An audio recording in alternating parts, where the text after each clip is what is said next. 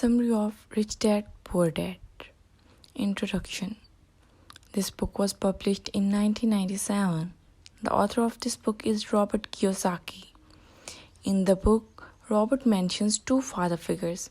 One is his real dad, the other one is his best friend's dad. His real dad is a PhD teacher who asks him to graduate and go get a stable job himself. He refers to his dad throughout the book as Poor Dad, while his best friend's dad is one of the most successful businessmen in Hawaii, and Robert refers him as his rich dad. While he was growing up, both dads give many contrasting advices to Robert. Some of their advices were: the poor dad used to say, the love of money is the root cause of all the evil, while rich dad believes, the lack of money is the root cause of all evil. Poor dad used to say, I can't afford it, while rich dad says, how can I afford it? Poor dad believes the rich should pay more taxes in order to take care of those less fortunate. Rich dad says, taxes punish those who produce and reward those who don't produce. Study hard so you can find a good company to work for. Rich dad says, study hard so you can find a good company to buy. The reason I'm not rich is because I have you kids. While rich dad says, the reason I must be rich is because I have you kids. Poor dad used to say, when it comes to money, play it safe, don't take risks. While the rich dad believes, learn to manage risk. Poor dad says, our home is our largest investment and our greatest asset. While rich dad believes, my home is a liability, and if your house is your largest investment, you are in trouble. Poor dad says, I'll never be rich. Rich dad says, I'm rich. There is a difference between being poor and being broke. Broke is temporary, poor is eternal. Rich don't work for money. The poor and middle class work for money. But the rich have money work for them. Let me explain this for you. When Robert was 9 years old, his best friend Mike and he asked Mike's father how to make money.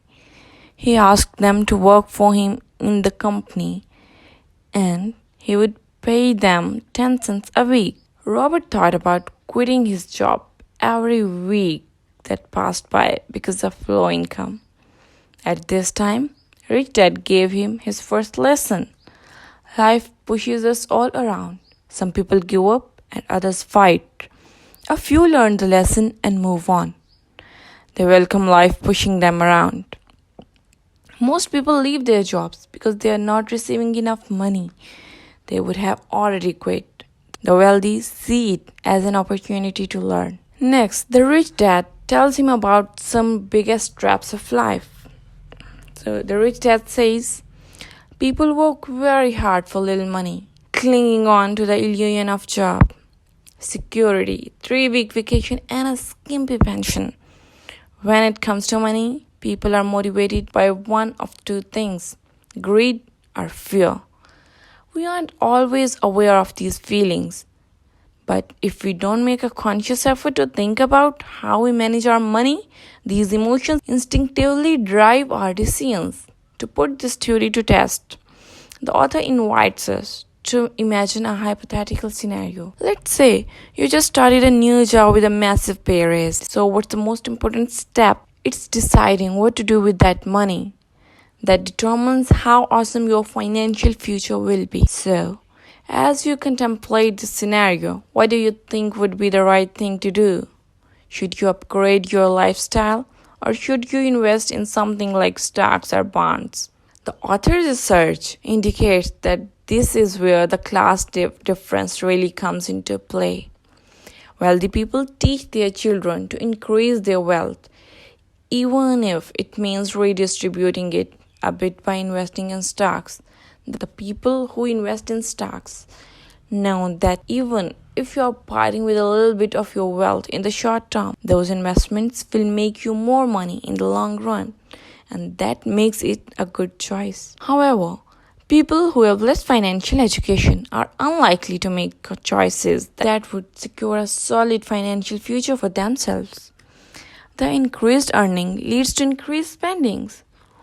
Although wealthy parents teach their children that investments are very real and viable option, poor people lack that kind of comfort with stocks and bonds because they have no financial knowledge. So, in a fearful bid to keep their money safe, they spend it on more tangible things like property and cars. These purchases might be flashy and cool. They might seem more solid and secure because you can literally see where your money is going. But unlike investments, your new house or your new car will never make you money. In fact, they simply suck your newfound wealth right out from under you. And that's why the key takeaway from this chapter is to avoid falling prey to the common temptations that overwhelm financially ignorant people. Your feelings might tell you that a new house is a better purchase, but feelings can lie. So if you want to acquire and maintain your wealth, it's important to identify the emotional factors that motivate your relationship with money and then learn to ignore them. Instead of listening to your feelings, replace them with knowledge that can help you make sound decisions about your finances. Let's move on to chapter 2. Why teach financial literacy? The author observes that self-made millionaires are successful because they know the value of it. Sure, there are a lot of young-made millionaires who blow their money trying to maintain their lifestyle. But these are the folks who quickly run out of cash. By contrast, the millionaires who make few expensive purchases, control their budgets carefully, are able to hold on to their wealth for a long time to come. And the author's research indicates that many millionaires practice this strategy for a long time before they even attain their wealthy status. In fact, the penny pinching strategies they employed are so accessible that pretty much anyone could implement these tips to become a self-made millionaire. Let's understand the difference. In this chapter, the author tells us about the concept of asset and liability. Let's understand the difference between the two. An asset simply puts money in your pocket. An asset is anything that puts money in your pocket, while a liability takes money out of your pocket. So, an asset is an investment that will help you make more money. Example of asset could be shares in any company, or it could be in real estate, while a house that is often thought of as an asset, it's actually a big liability because you are constantly pouring money into it.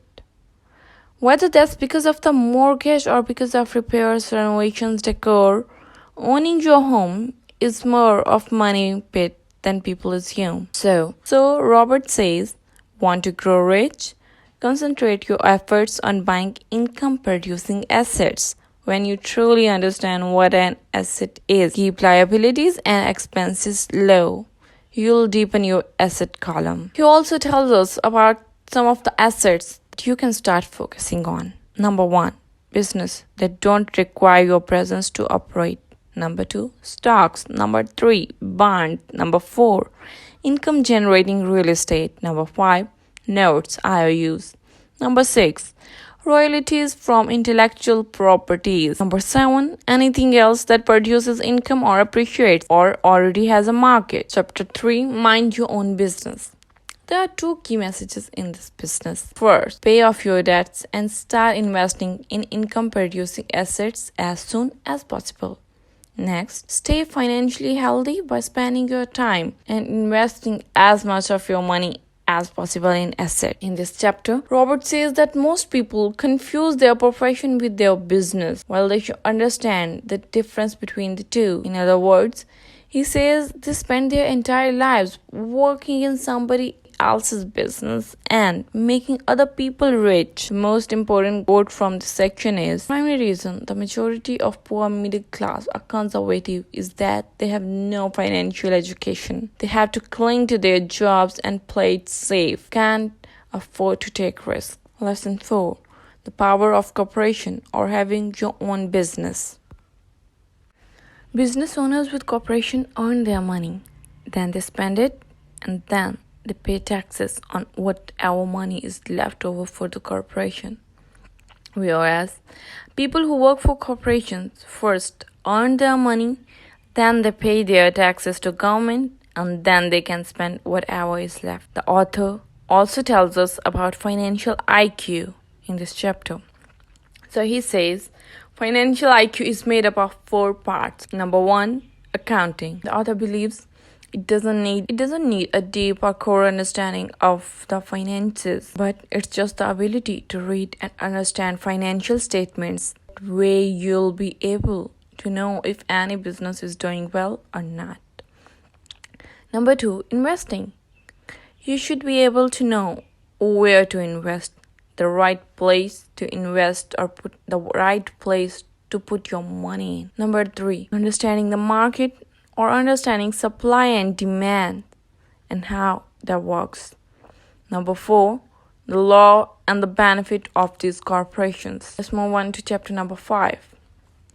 Lesson 5, the rich invent the money. This statement means that they invest in assets that will continue to generate an income in the future and may even potentially increase their income in the future. In chapter 5, Robert explains there are 2 types of investors. First type, investment packages are brought by people who entrust their money to a developer or fund manager.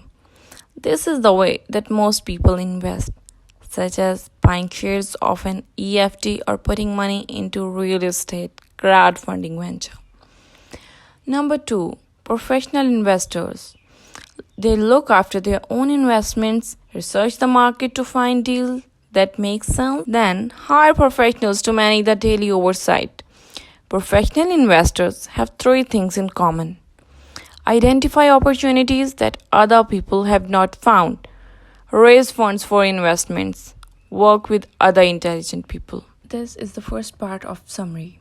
If you like the video, give it a thumbs up and like my channel. Subscribe to see the part 2 of this video. Have a good day, everyone.